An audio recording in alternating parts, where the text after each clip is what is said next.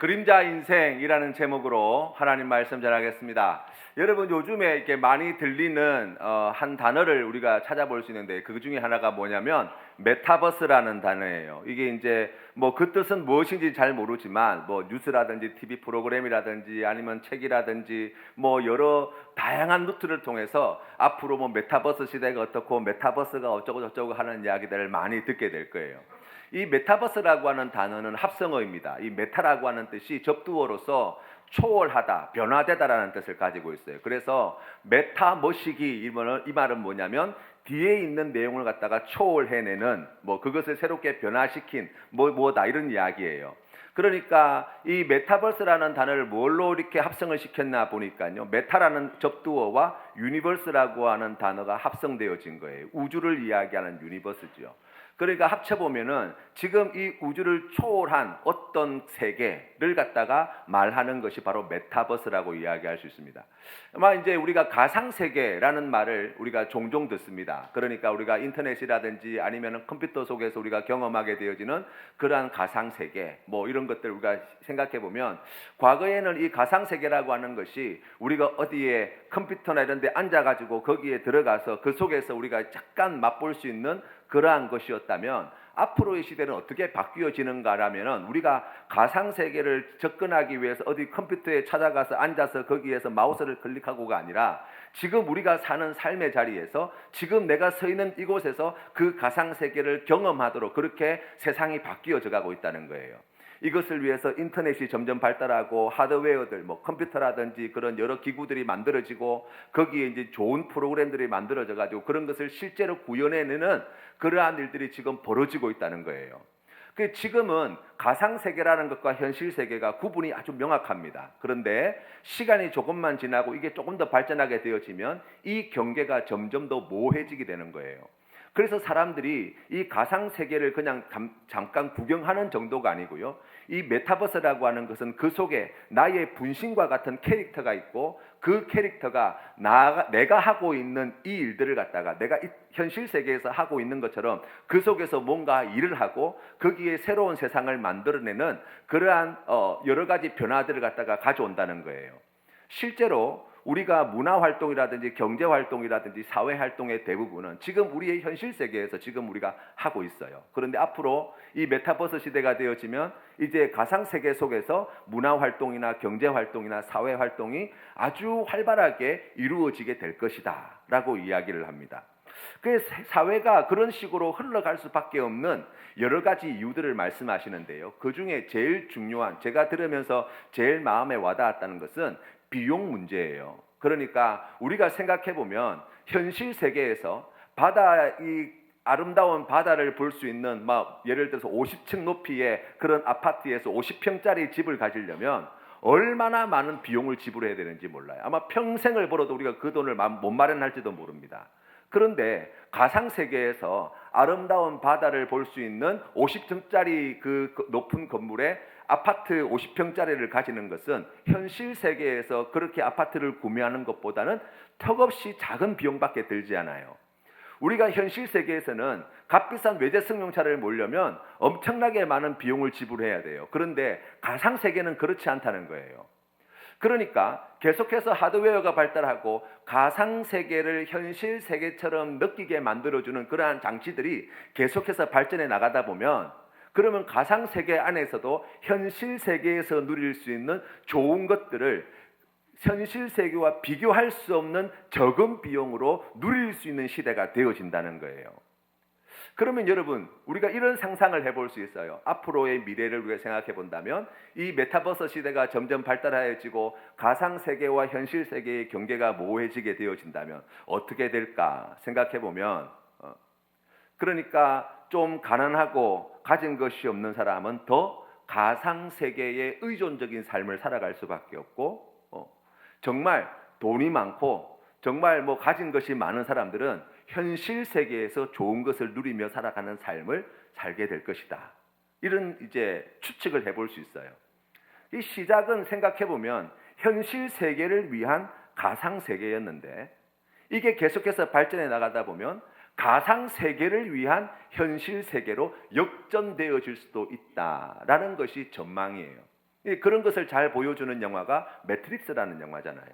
거기에 보면 아주 디스토피아적인 그러한 미래상을 갖다가 보여주는데, 거기에는 보면 가상 세계를 위한 현실 세계의 모습이 아주 비참한 모습으로 이렇게 담아내고 있거든요.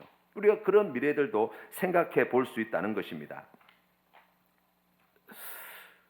우리가 생각해 보면 그런 가상 세계와 현실 세계, 아직은 우리가 그러한 세계가 분명히 경계되어지고 구별되어져서 지금은 우리가 어느 것이 가상 세계고 어느 것이 현실 세계인지 분명히 알 수 있다라고 장담할 수 있어요. 그런데 우리가 오늘 읽은 성경 말씀은 우리에게 좀 다른 말씀을 전해줍니다. 우리가 오늘 읽은 성경 말씀의 내용을 한번 보세요. 우리가 현실 세계라고 생각하고 있는 이 세계가 실제로는 현실 세계가 아니라는 거예요. 그러니까 지금 이제 사람들이 한참 메타버스, 가상 세계 이런 걸 이야기하는데, 오늘 우리가 읽은 성경 말씀은 지금 우리가 실제 하고 있는 현실 세계를 살고 있다고 이야기하는데, 실제로 지금 우리가 살고 있는 삶은 현실 세계가 아닐 수 있다고 말씀합니다. 왜냐하면 성경이 말씀하고 있는 현실 세계는 무엇인가? 라는 질문에 대한 성경의 대답은 하나님의 세계가 현실 세계예요. 하나님과 연결되어진 삶이 실제 현실의 삶이라고 말씀하시는 거예요.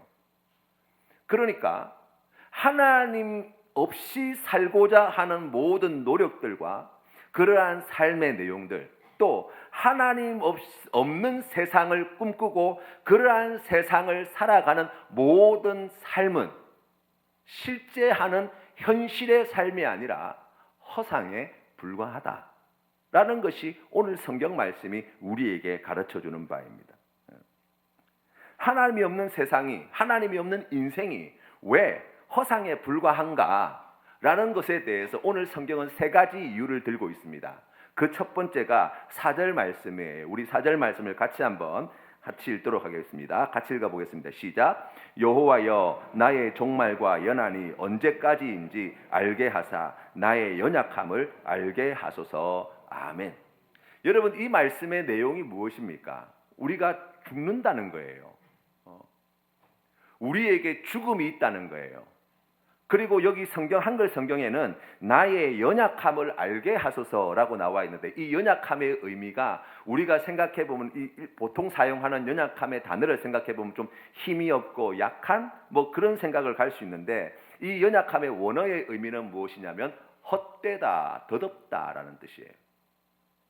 그러니까 그런 의미를 살려서 생각해 본다면 나의 종말과 연한이 언제까지인지 알게 하사 나의 인생의 헛됨과 덧없음을 알게 하소서라는 말씀이라고 우리가 읽을 수 있습니다. 여러분, 우리가 살아가는 삶은 각자가 다 틀립니다. 이런 모양으로 살아가고 저런 모양으로 살아가요. 어떤 사람은 세상을 살아갈 때 큰 업적과 성공을 많이 이루기도 하고, 어떤 사람은 참으로 어려운 환경 속에서 겨우겨우 연명을 한다고 해도 과언이 아닐 정도로 그렇게 힘든 세월들을 보내시는 분들이 계십니다.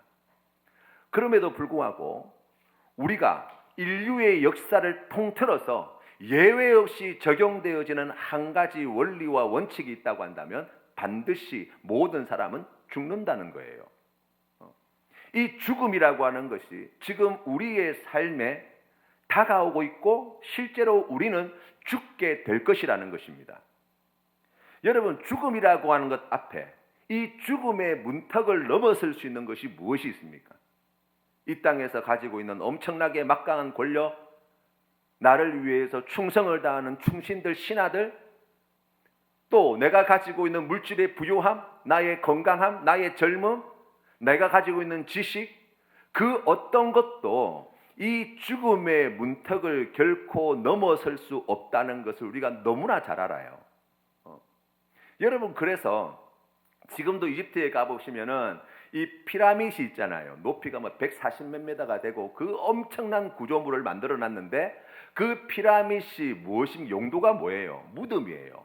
그 안에 이집트를, 그때 당시에 세계 최강대국이었던 이집트를 다스리던 파라오가 거기에 묻혀 있는 거거든요. 여러분, 지금 내가 살아가는 삶이 아무리 가난하고 힘든다고 해도 그 무덤에서 미라가 되어서 한 줌 흙도 되지 못하고 있는 그러한 이 과거에 오래전에 살았던 이미 죽은 시체가 되어 있는 그 파라오가 살고 있는 그 피라밋과 그 죽음의 상태를 우리가 부러워하며 살지는 않아요. 여러분 그걸 바꾸겠습니까? 내가 살고 있는 쪽방과 그 파라오의 무덤을 바꾸겠냐고요. 내가 살아가고 있는 이 삶과 그 죽음에 누워있는 그 파라오의 자리를 우리가 바꾸고 싶겠냐고요. 아닐 거예요. 그 무엇으로도 그 어떤 것으로도 우리가 살고 있는 이 삶, 이 삶을 그 죽음과 바꾸어내지 않을 거예요. 왜 그렇습니까? 이 죽음이라고 하는 것이 결국 우리의 모든 인생을 갖다가 헛된 것으로 만들어버리는 거거든요. 그래서 전도서 9장 4절 말씀에 전도자는 이렇게 이야기합니다. 모든 산자들 중에 들어있는 자에게는 누구나 소망이 있음은 산 개가 죽은 사자보다 낫기 때문이다 라고 말씀하고 있어요. 살아있다는 것은 여전히 소망이 있다는 것입니다. 죽어 있다는 것은 더 이상 그 어떤 소망도 남아있지 않다는 거예요. 살아있다는 것은 변화의 기회가 주어져 있다는 것입니다. 죽어 있다는 것은 그 어떤 변화도 기대할 수 없다는 말이.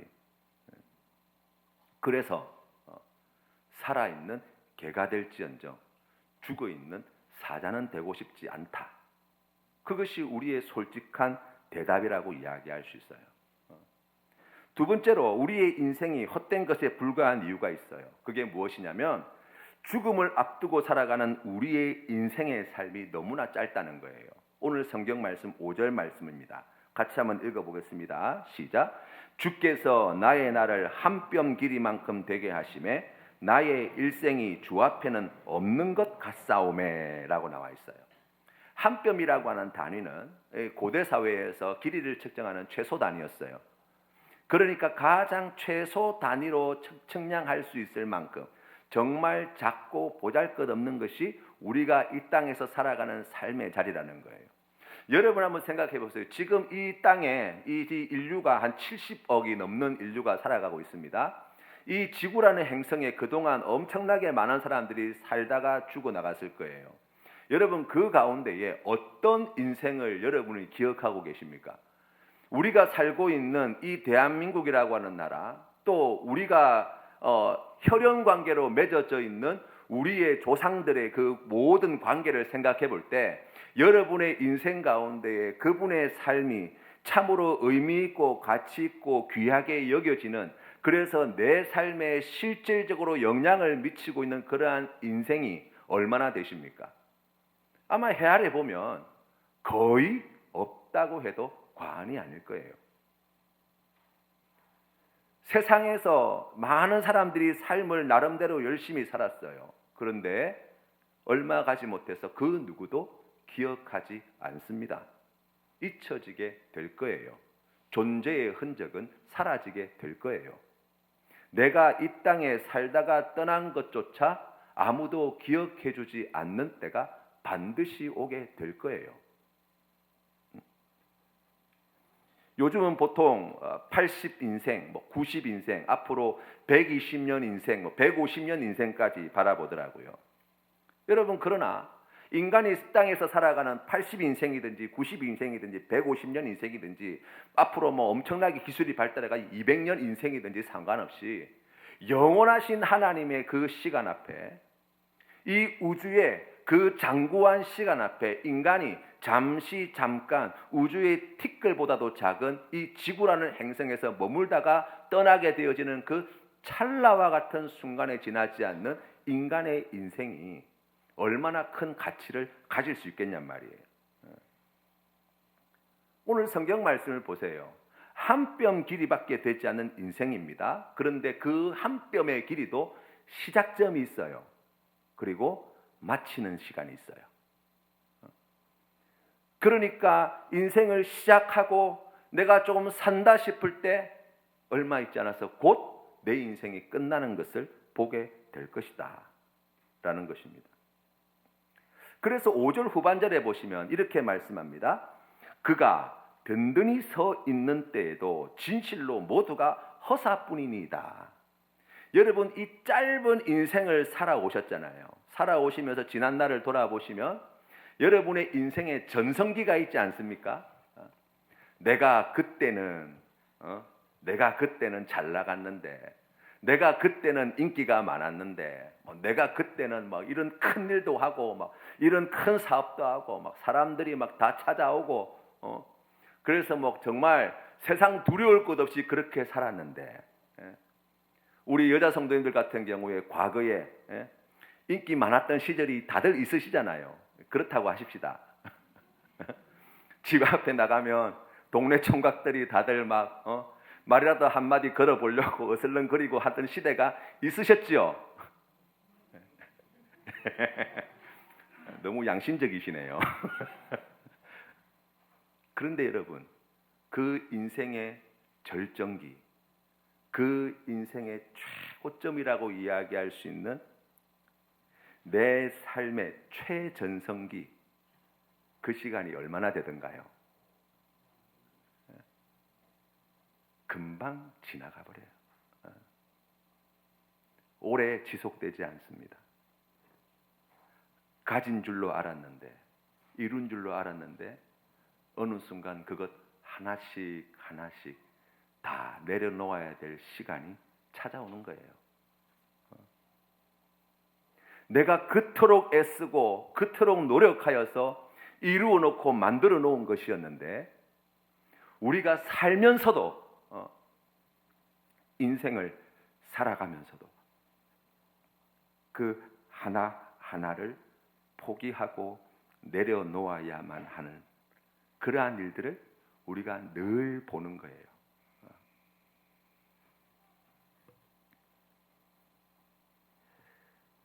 세 번째, 우리의 인생이 참으로 헛된 것에 불과한 이유가 있습니다. 죽음을 앞두고 있는 그 짧은 인생 동안 내가 그래도 열심히 살아보려고 이렇게 노력하고 저렇게 노력하고 최선을 다해서 우리가 살고 있지만 그 모든 것이 헛수고에 불과하다고 성경은 말씀합니다.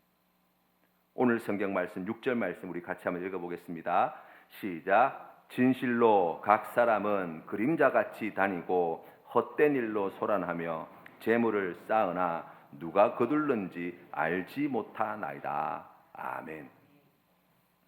여기에 나와 있는 이 그림자라는 것은 우리가 실생활에서 이 햇빛이 비치게 될 때 그 햇빛이 비치고 있는 우리의 모습 뒤로 나와 있는 이와 같은 그림자를 말하는 게 아니에요. 이거는 환영이다라고 이렇게 번역을 할 수 있습니다. 환영이라는 게 무엇이냐면 딱 내 모습이 맞아요. 나랑 똑같이 생겼어요. 그런데 거기에 내가 없어요. 여러분, 우리가 쉽게 생각해 보면 사진, 내 모습을 잘 찍어 놓은 사진을 보면 거기 내가 맞아요. 그런데 거기에 내가 없어요. 그렇죠? 내가 있는 것 같은데 내가 없는 것, 바로 그것이 그림자라는 거예요. 그래 오늘 성경 말씀은 우리를 그렇게 말씀합니다. 각 사람은 그림자같이 다닌다는 거예요. 뭔가 일을 분주하게 많이 합니다. 열심히 합니다. 최선을 다하려고 노력하고 있습니다. 그런데 정작 나는 거기에 없다는 거예요. 그게 무슨 말일까? 내가 누군지 생각조차 하지 못하고 살아갑니다.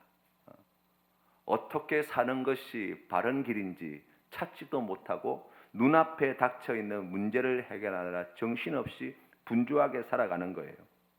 너무나 많은 일을 하고 있습니다. 너무나 많은 말을 하고 있습니다.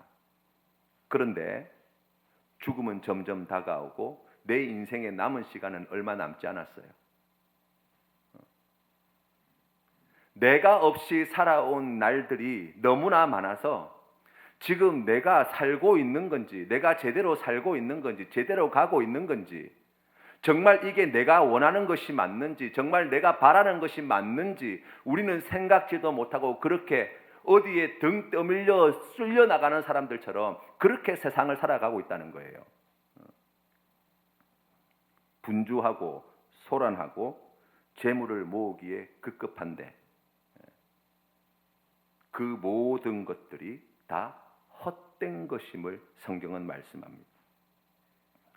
여러분, 우리가 세상을 살아가면서 내가 누군지 어떻게 살아가야 하는지 알지 못할 때 우리 마음 가운데 어떤 장애가 생기냐면 뭐라도 하나 붙잡아야 되겠다는 생각을 합니다. 그렇죠? 뭐 확실한 게 없고 내일 일을 알지 못하겠고 뭐 내가 누군지 내가 어떻게 살아가야 할지 아직 그 길을 찾지 못했을 때 지금 내가 할 수 있는 최선이 뭐냐? 뭐라도 잡자는 거예요. 뭐라도. 잡히는 거 뭐라도 하나 붙잡자는 거예요. 지푸라기라도 하나 붙잡자는 거예요. 그래서 사람들이 돈을 쌓는 거예요. 그것이 뭐 엄청나게 대단하고 그런 것이 아니라 내가 가지고 있는 불안함, 내가 가지고 있는 근심, 내가 하고 있는 걱정, 나의 불확실한 미래의 문제를 해결해 줄 수 있는 그나마 가장 확실하고 안전한 발판이 되어줄 수 있는 것이 바로 물질이기 때문이에요. 그래서 열심히 돈을 모으죠. 문제는 뭡니까? 오늘 성경 말씀에 나와 있는 것처럼 재물은 다 쌓아 놓았는데 그 재물의 주인은 다른 사람이더라는 거예요.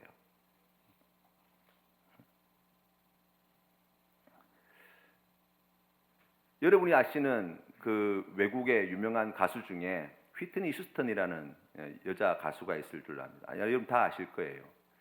여성 가수 중에서 가장 많은 상을 탔고 2억 장이 넘는 그러한 음반을 판매하였던 세계적인 디바죠.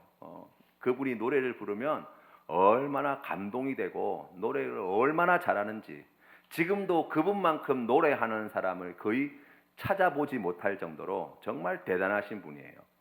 그런데 이분이 오랜 이 가수로 활동하시다가 결혼을 하게 됩니다. 바비 브라운이라고 하는 작곡가 겸 이 가수와 이제 만나서 결혼을 하고 가정을 이루게 되었는데 이 바비 브라운이라고 하는 이분은 삶이 그렇게 건전하지 못했던 것 같아요. 이분과 만나고 난 뒤에 히트니 휴스턴은 마약에 빠지기 시작합니다. 코카인에 중독되어서 그렇게 인생을 허랑방탕하다가 정말 비참하게도 베버리힐스에 있는 어느 한 호텔에서 그 욕조에 물에 반쯤 잠긴 채 코카인 중독으로 죽어요. 이분이 돌아가시고 난 뒤에 이분 앞에 놓여 있는 재산이 약 한 2천만 불 정도 있었어요. 자신의 삶이 완전히 망가지는 것을 보면서 남편과는 이혼을 했고요. 또 딸이 이제 외동딸이 하나 있었는데 그 딸 이름이 바비 크리스티나라는 딸이었어요. 죽을 당시에 18살. 그러니까 18세 소녀에게 어느 날 갑자기 어머니가 돌아가시고 난 뒤에 2천만 불이 넘는 유산이 남겨지게 된 거예요. 사실 그 젊은 나이에 그만한 돈을 자기의 소유로 삼는다는 것 정말 어려운 일일 거라고 생각합니다. 안타깝게도 3년 있다가 어머니 휘트니 휴스턴과 똑같이 이 욕조에서 마약 중독이 된 채로 의식불명인 상태가 되어서 발견이 되어져요.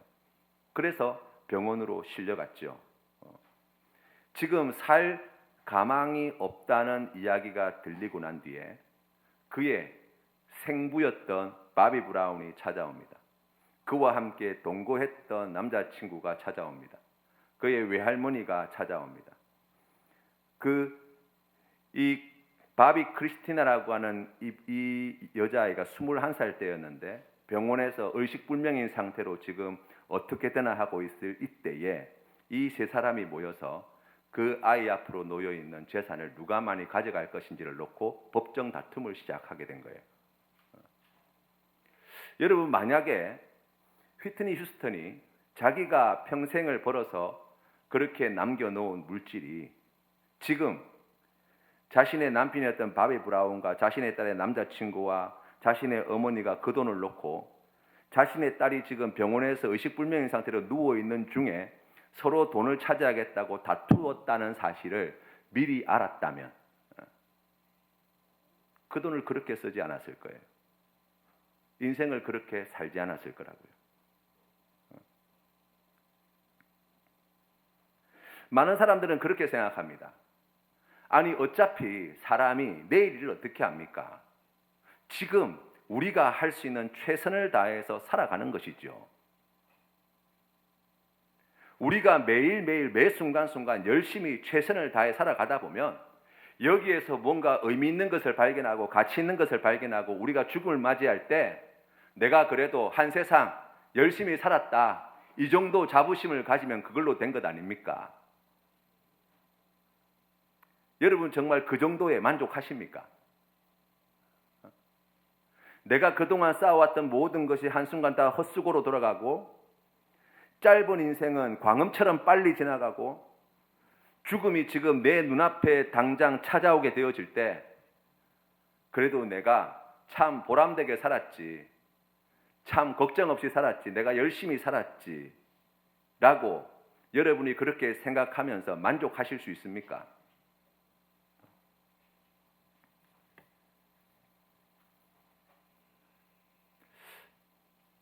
우리의 인생이 그렇게 열심히 살았고 그렇게 애썼음에도 불구하고 쏜살같이 지나가고 원치 않는 죽음이 우리에게 닥쳐온다는 것을 우리가 뼈저리게 경험하게 되어질 때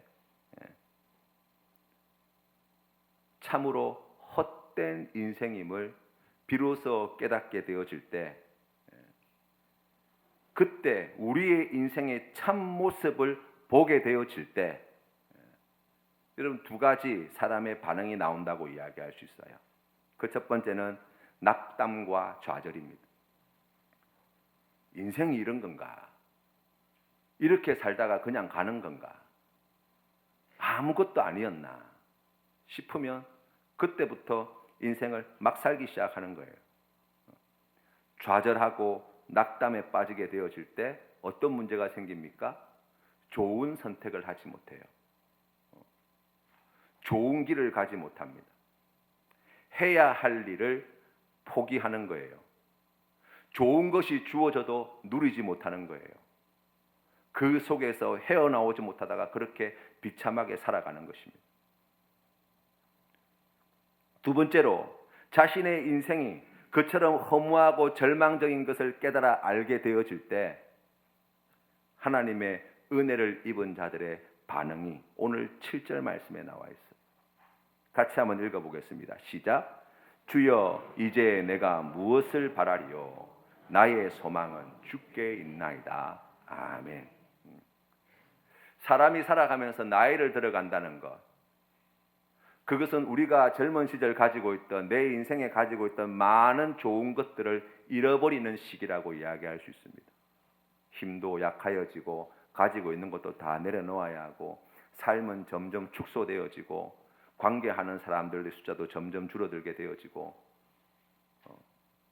그런데 요즘 이 나이 드는 것에 대해서 우리 사랑방 리더들과 공부하면서 새롭게 발견한 은혜가 있어요. 아, 나이 드는 것이 큰 축복이 되는구나.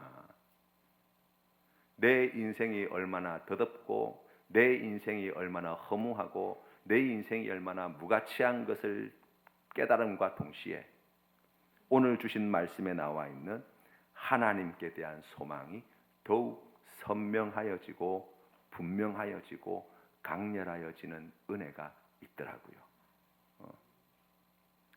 잃어버리기 전에는 알 수 없는 것이 있어요. 빼앗기기 전에는 깨닫지 못하는 것이 있어요. 눈앞에 닥치기 전에는 우리가 분별하지 못하는 것들이 너무 많아요. 참으로 우리가 미련하고 어리석어서 하나님께서 우리에게 그 은혜를 주시기 위하여 오늘 이 말씀을 우리에게 가르쳐 주신 줄로 믿습니다. 진리의 말씀의 빛으로 우리의 인생을 비추어 볼 때 참으로 허무하고 헛된 것으로 끝날 수밖에 없는 인생이지만 하나님께서 우리에게 주신 그 놀라우신 은혜, 그렇기 때문에 나에게 소망이 없음을 깨달아 알았기 때문에 나의 인생에 더 이상 답이 없음을 깨달아 알았기 때문에 우리가 눈을 들어 주님을 바라보며 하나님께 소망을 두는 귀한 은혜의 자리로 우리를 불러주셨다는 거예요. 우리 하나님은 어떤 하나님이십니까? 우리 하나님은 복을 주시는 분인, 복을 내리시는 하나님과 동시에 우리에게 고난도 함께 주시는 하나님이세요. 내 인생에 고난이 없었으면 좋겠습니다라는 기대가 있지만 하나님의 뜻은 달라요. 축복을 통하여서, 고난을 통하여서 오늘 주신 이 말씀, 주여 이제 내가 무엇을 바라리요? 나의 소망은 주께 있습니다. 이 귀한 믿음의 자리로 인도케 하기 위하여 우리의 삶 가운데 하나님께서 일하시는 분명한 증거가 되어진다고 말씀하시는 거예요. 하나님께 소망을 둔 자, 하나님께 소망을 둔 자의 삶이 어떠합니까? 오늘 성경 말씀 우리가 읽은 7절 말씀 8절 말씀에 보시면 나를 모든 죄에서 건지시며 우매한 자에게서 욕을 당하지 아니하게 하소서. 하나님 앞에 우리의 죄를 자복하고 주님의 긍휼하심과 도우심을 구하며 주님께 엎드리는 귀한 믿음의 삶을 살게 되어진다는 거예요. 우리 하나님께서 이스라엘 백성들을 애굽 땅에서 인도해내실 때 이스라엘 백성들이 합의하고 의논하여서 어디로 갈지를 정한 게 아니에요. 하나님께 소망을 두는 사람, 하나님께 소망을 두는 자의 삶은 어떤 삶입니까? 낮에는 구름 기둥으로 밤에는 불 기둥으로 인도하여 주시는 하나님의 인도하심을 따르는 자예요. 내 삶의 전부를, 내 생명까지도 하나님께 맡겨드리는 삶이에요. 주님께서 이끄시는 대로, 주님께서 인도하시는 대로 제가 따르겠습니다 라는 귀한 믿음으로 주님 앞에 나아가는 거예요. 왜 그렇습니까? 내 인생에 소망이 없기 때문이에요. 하나님께만 소망이 있기 때문입니다. 나의 인생의 이 허무함과 나의 인생의 이 헛됨을 무가치한 것으로 끝내버리지 아니하실 분이 오직 하나님 한 분밖에 없기 때문입니다. 여러분, 우리 하나님이 우리를 구원하시는 유일한 통로가 우리의 인생임을 기억하셔야 돼요. 여러분의 인생을 통해서 하나님은 여러분의 인생을 인도하여 주셔서 구원의 길로, 천국의 길로, 영생의 길로 하나님께서 인도해 내시겠다는 거예요. 우리의 인생은 참으로 헛되고 무가치하고 값어치 없는 그림자 인생인데 하나님께서 우리와 함께하여 주시고 우리에게 은혜를 주실 때 이 허무하고 무가치하고 헛된 것으로 충만한 나의 삶을 하나님께 소망을 두며 살아가는 자에게 구원의 길로, 영생의 길로, 생명의 길로, 진리의 길로 인도하여 주시고 이 땅에서 우리가 그 무엇을 이루어도 다 헛된 것밖에 없는데 하나님을 소망하며 우리가 믿음으로 살게 되어질 때 우리 하나님 앞에 우리가 서게 될 때 착하고 충성된 종이라 칭찬하시고 영광의 면류관, 생명의 면류관으로 우리 하나님께서 반드시 보상하시겠다고 약속해 주시잖아요. 내가 하는 이 일, 하나님이 없는 이 일은 아무것도 아니지만 하나님께 소망을 두며 살아가는 우리의 삶의 매일매일의 순간은 아버지 하나님께서 기억하시고 아버지 하나님께서 영광 받으시고 그 일을 통하여 하나님의 선하신 뜻이 이 땅에 이루어내는 귀한 통로와 도구로 사용해내시잖아요. 우리가 하나님께 소망을 둘 때 비로소 우리의 인생에 소망을 발견할 수 있어요. 우리가 하나님을 믿음의 눈으로 바라보며 나아가게 되어질 때 우리의 인생이 그림자 인생이 아니라 실제 하는 인생임을 보게 된다고요. 하나님의 세계 안에 들어가 하나님과 깊이 교제할 수 있는 진짜 현실의 삶을 우리가 하나님께 온전히 소망을 두며 살아갈 때 그 진짜 현실의 삶을 살게 되어질 것이고 장차 우리 주님이 다시 이 땅에 심판주로 오실 때에 그 현실이 온전히 이루어지고 우리를 속이고 우리를 헛된 길로 인도하였던 그 모든 가상의 현실, 실제와 같으나 현실과 같으나 헛되기 거지없는 그림자 인생은 다 사라지게 될 것이라고 약속해 주시잖아요. 사랑하는 성도 여러분, 진짜 인생을 살아가시기를 바랍니다. 그림자 인생에서 벗어나시기를 바랍니다. 우리 아버지 하나님 안에 우리가 굳게 서서 나의 소망은 주께 있습니다. 이 귀한 믿음의 고백으로 주님이 이끄시는 대로, 주님이 말씀하시는 대로 주님께 엎드려 주님의 긍휼하심과 도우심을 구하시는 우리 성도님들 되시기를 바랍니다. 우리 하나님께서 크신 은혜와 사랑으로 허무한 우리의 인생 가운데 하나님께서 기뻐하시는 풍성한 열매들로 큰 기쁨과 복을 누리게 하여 주실 줄로 믿습니다.